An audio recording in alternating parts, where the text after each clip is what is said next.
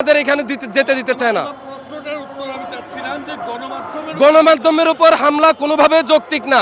আমরা জানি জুলাই আগস্টে প্রথম আলো ডেইলি স্টারের কি ভূমিকা ছিল।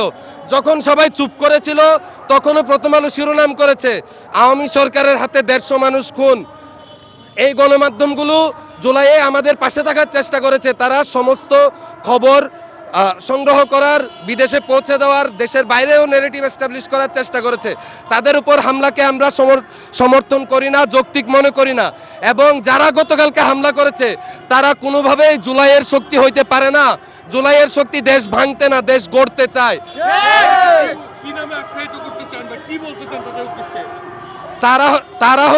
তারা হইল কচুক্ষেতের এজেন্ট, তারা হইল বিদেশিদের এজেন্ট। তারা আর্মির হাতে ক্ষমতা তুলে দিতে চায়, তাদের আর কোনো উদ্দেশ্য নাই। প্রথম আলো কি হাদিরে হত্যার পক্ষে বয়ান উৎপাদন করছিল নাকি? ডেইলি স্টার করছিল নাকি? ধরেন করলো, কাঁচপুরের ওই প্রেসটা কি করছিল যেখানে বাসে করে ওরা লুক নিয়ে গেছে?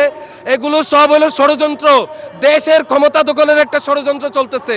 আমরা